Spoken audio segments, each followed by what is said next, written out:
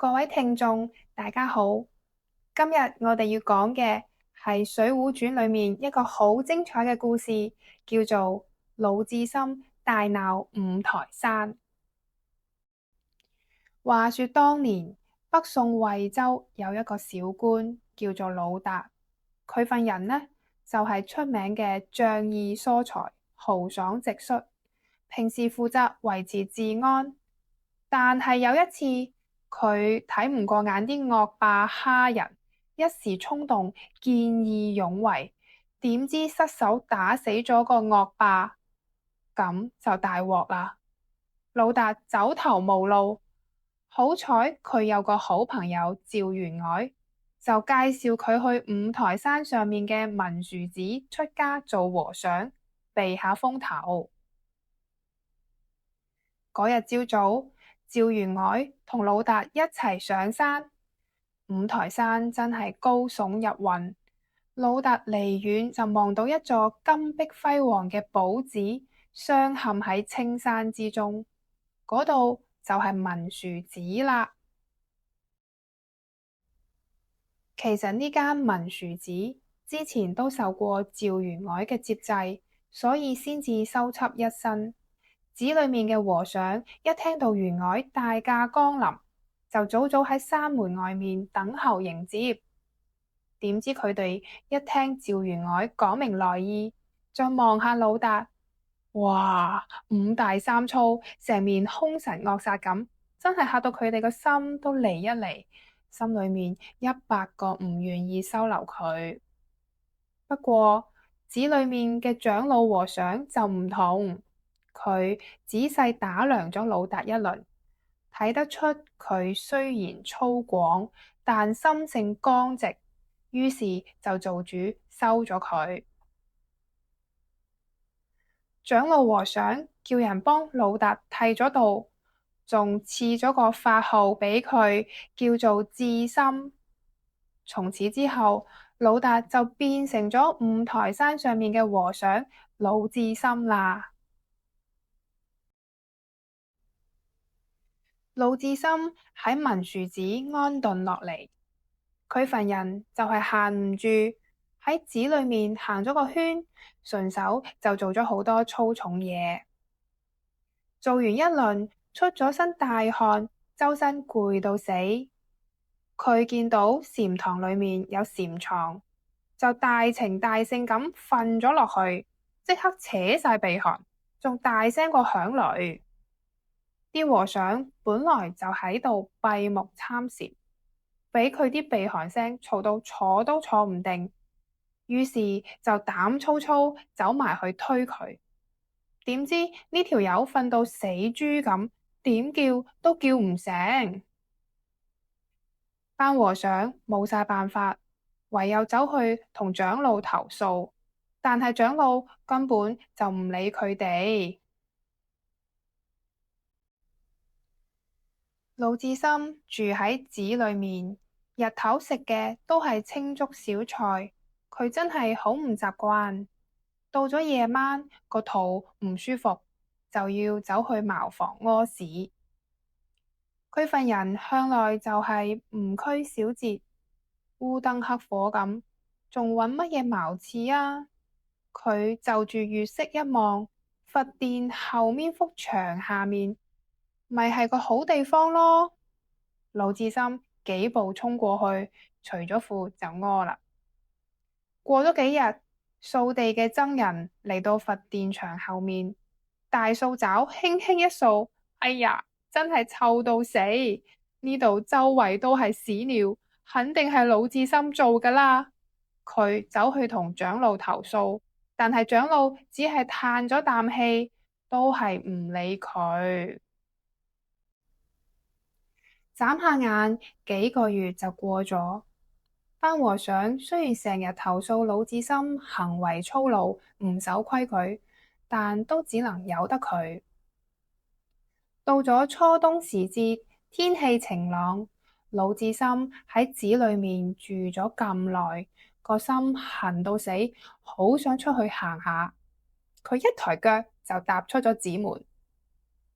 魯智深一路行下行下，嚟到半山腰，坐咗入半山亭。呢個時候，山風吹嚟一陣酒香。魯智深幾個月冇飲過酒，饞到流口水。佢順住香味望過去，原來有個賣酒嘅漢子擔住酒桶上緊山。魯智深一個箭步飆過去，截住個賣酒佬，搶過酒桶，咕咚咕咚咁飲晒一桶烈酒。過足酒癮之後，魯智深先至搖搖擺擺咁返寺。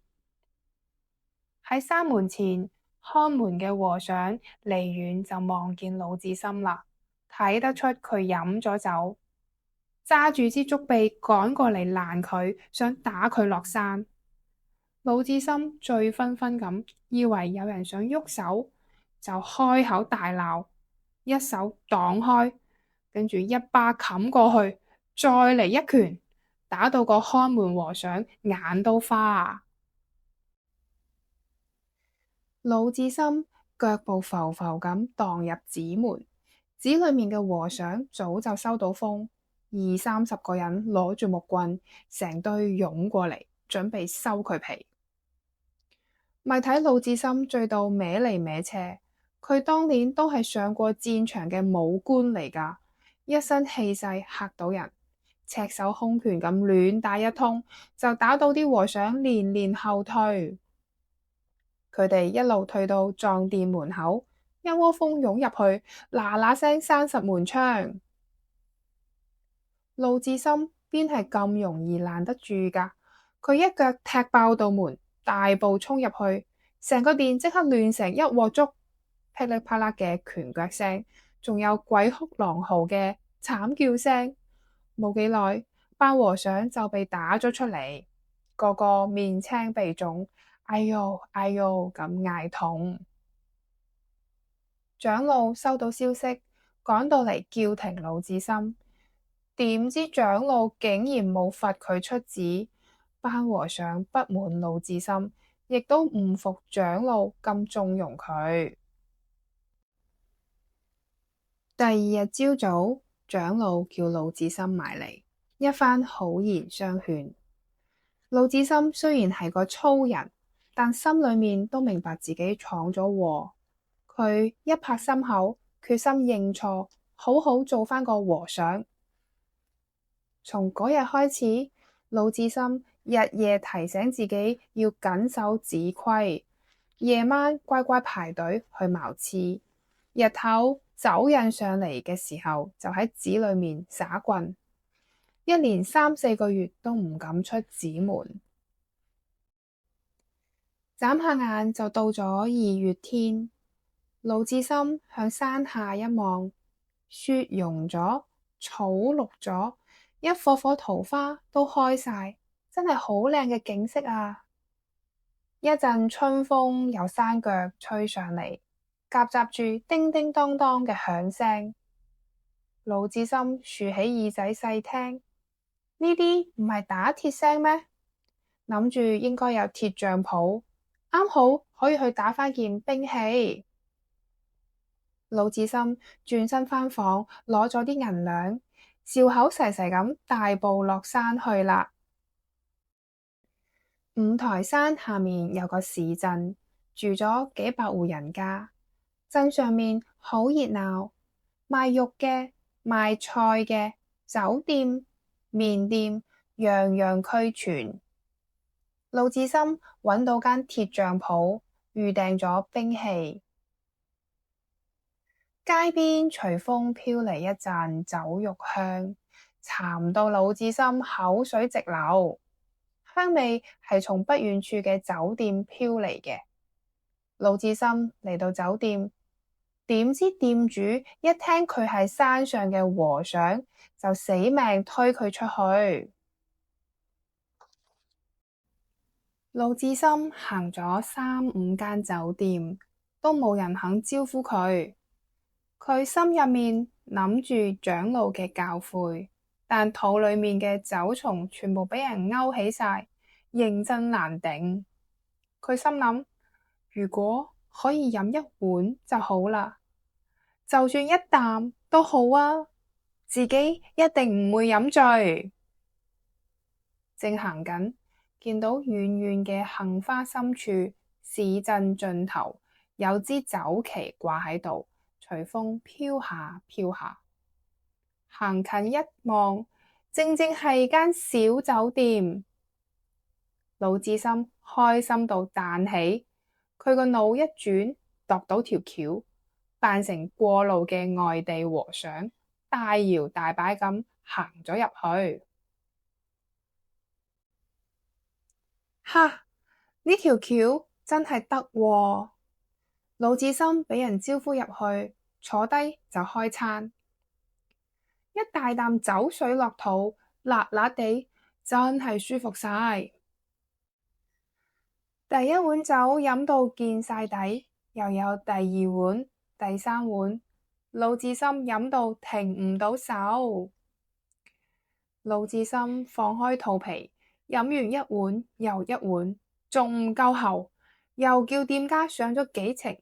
佢攬住個酒埕，一夜飲清光，飲到佢係咁打思噎，最後順手帶咗嚿大髀肉，就心滿意足咁出咗酒店，向山上行去。魯智深行上五台山，嚟到半山亭，一陣山風呼嘯而過，酒氣慢慢湧咗上嚟，看到佢周身燥熱難忍，佢煩躁到不得了，扯開咗件衫，一拳打落亭柱度，竟然將條柱打斷咗，半山亭成個冧咗，揚起一片塵。魯智深整冧咗個亭，一仆一碌咁行上山。等佢行到寺廟面前，抬頭一望，寺門早就閂實晒，連條罅都冇。寺裏面嘅僧人聽到魯智深喺門外面嗌住話燒咗間寺廟，嚇到即刻開門。點知門一開，就再都冇人攔得住佢啦。魯智深帶住成身酒肉味行入禪堂，行到禪床隔籬，忍唔住嘔咗出嚟。佢嘔完就挨喺禪床度，攞出嚿大髀肉請啲和尚食。啲和尚唔肯食，佢就將啲肉塞入佢哋嘅嘴裏面，嚇到啲和尚連走帶爬咁逃出去。呢次真係激到管事和尚扎扎跳。佢急急腳召集咗100-200個僧人，將禪堂圍到實一實，驚魯智深再搞出個大頭佛。魯智深見到咁多人想打佢，順手就拗斷2條台腳出嚟迎戰。魯智深醉到企都企唔穩，但係2條台腳俾佢舞到虎虎生風，喺人群裏面打出打入，嗰種氣勢好似戰場上面架勢堂堂嘅大將軍，邊個見到都要彈開。等到長老匆匆趕到，寺院裏面已經係一片狼藉，門窗爛晒，香爐倒冧，班和尚俾人打到攤喺地下，係咁嗌痛。呢鋪長老真係冇辦法再護住魯智深啦。第二日，魯智深酒醒之後，長老叫佢埋嚟，俾咗封推薦信佢，叫佢去東京大相國寺容身。魯智深知道自己闖咗大禍，心裏面愧疚到不得了。佢多謝長老嘅收留，更加多謝佢嘅維護，對住佢深深地拜咗9拜，然後同眾人道別，離開咗五台山。